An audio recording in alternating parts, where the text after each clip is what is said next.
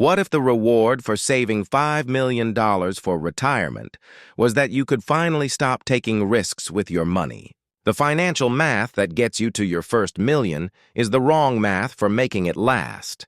You've successfully navigated the accumulation phase, a game of offense focused on growth. But crossing into the $1 to $5 million range plunges you into a new arena. It's a complex middle ground where the simple rules of saving no longer apply, but you're not yet in the ultra-wealthy tier with a dedicated family office. This is the financial red zone, the 5 to 10 years before and after retirement, where your portfolio is at its largest and most vulnerable. Your primary objective is no longer about getting rich, it's about not getting poor. The game shifts from offense to defense, from accumulation to decumulation. This isn't just a change in strategy, it's a profound psychological rewiring. Every financial habit that made you successful, taking calculated risks, focusing on total returns, maximizing contributions, must now be reevaluated through a new lens. The new priorities are capital preservation, tax efficiency, and risk management. Failing to make this mental shift is the single biggest reason successful savers see their wealth plateau or even decline when it matters most. For decades, you chased a number. 1 million, 2 million, maybe more. But in this new phase, that single number becomes a dangerously misleading metric. A $2 million portfolio held entirely in a tax-deferred 401k is a very different beast from a $1.5 million portfolio spread across taxable, tax-deferred, and tax-free accounts. The real question isn't, how much do you have? It's, how is it structured, and how much of it can you actually spend? The structure of your assets and your withdrawal strategy now matter far more than the top-line figure. Instead of obsessing over your total net worth, you need a new North Star, the funding ratio. This isn't some complex Wall Street formula. It's brutally simple. Divide your total portfolio value by your annual spending needs. If you have a $3 million portfolio and need $100,000 a year to live, your funding ratio is 30. This single number is a more powerful indicator of retirement readiness than anything else. It tells you exactly how many years of expenses you have covered, and more importantly, it dictates how much risk you actually need to take. A high funding ratio, say 30 or above, is a get-out-of-jail-free card for market volatility. It means you are overfunded. Your portfolio is so much larger than your needs that you no longer depend on high market returns to sustain your lifestyle. This is a profound freedom. It allows you to de-risk your portfolio, moving away from volatile growth stocks and into more stable income-producing assets. You've won the game. The new objective is to stay on the winner's podium. Inside the retirement red zone lurks a particularly nasty dragon: sequence of returns risk. This is the danger that the timing of market downturns, especially in your first few years of retirement, can cripple your portfolio's longevity. Imagine two retirees, both with $1 million portfolios. One retires into a bull market and sees their portfolio grow. The other retires just before a crash. Even if their average returns over 30 years are identical, the second retiree, who is forced to sell assets at a loss to fund their lifestyle, can run out of money decades earlier.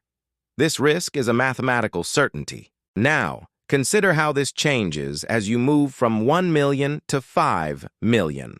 The retiree with a $1 million portfolio and a $40,000 annual withdrawal, the classic 4% rule, is highly exposed. That $40,000 must come out, rain or shine. But a retiree with a $5 million portfolio and, say, a $150,000 lifestyle has a lower 3% withdrawal rate. In a down year, they have more flexibility. They might pull from cash reserves, delay a large purchase, or simply stomach the lower withdrawal without it representing a fatal blow. Their higher funding ratio acts as a powerful shock absorber. The second pillar of this new math is tax diversification. Your wealth should be structured like a well-stocked pantry, with ingredients in three separate buckets. The first is the tax-deferred bucket, your traditional 401ks and IRAs. You didn't pay tax on this money going in, but every dollar you take out is taxed as ordinary income. The second is the tax-exempt bucket, your Roth 401ks and IRAs. You paid taxes up front, so withdrawals in retirement are completely tax-free.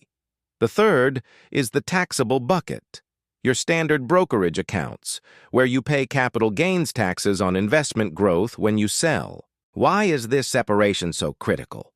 Because it gives you control over your taxable income in retirement. In a year where you have a large expense like a new car or a roof replacement, you can pull the funds from your Roth bucket, generating zero taxable income. In a year with low expenses, you might pull from your traditional IRA, filling up the lower tax brackets, or you could sell stocks from your taxable account that have a low cost basis. This flexibility is a superpower. A Northwestern Mutual survey found that 61% of affluent individuals have a plan to minimize taxes, and strategic withdrawals are their #1 tool. If you neglect the three-bucket strategy and pile everything into your tax-deferred 401k, you are setting yourself up for a nasty surprise: the required minimum distribution, or RMD, tax bomb. Starting at age 73, the IRS forces you to take money out of these accounts, whether you need it or not. For someone with a multi-million-dollar traditional IRA, these forced withdrawals can be enormous.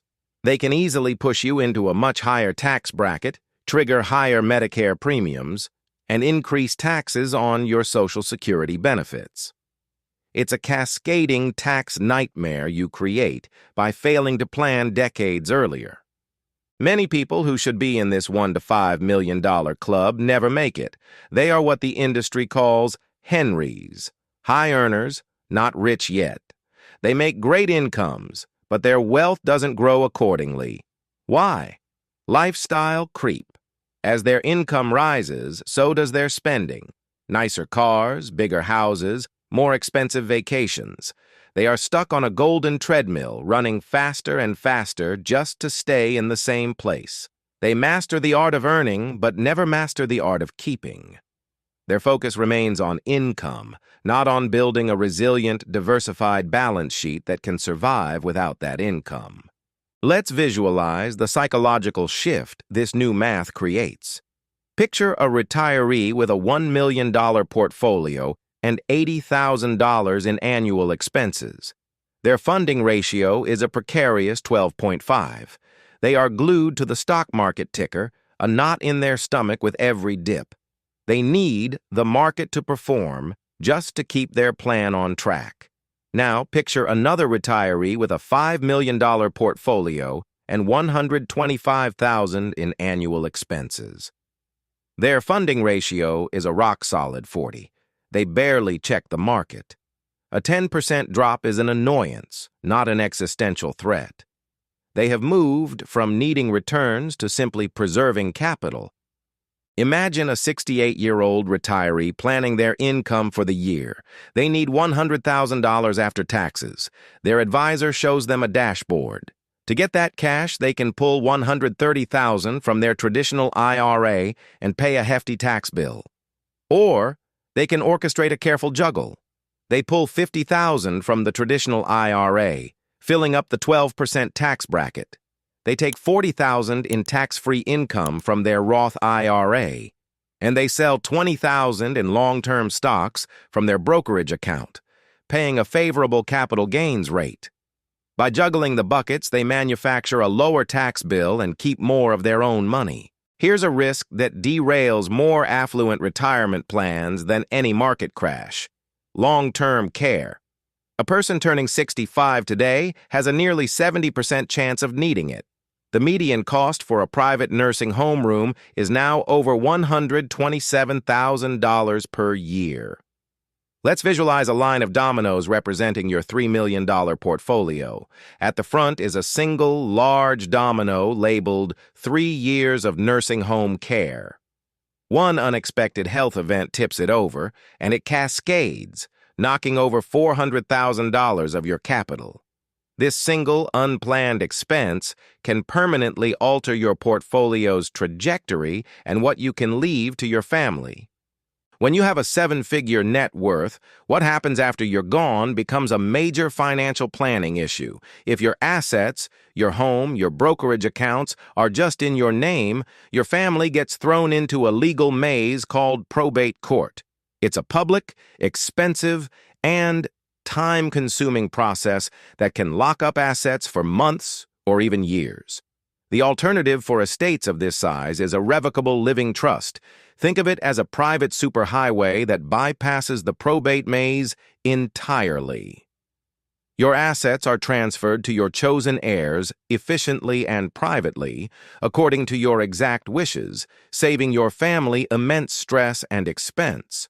The most dangerous and counterintuitive mistake people in the $1 to $5 million range make is believing that their larger portfolio gives them a license to take on more risk. The opposite is true. The entire point of accumulating that level of wealth is to buy your way out of having to take risk.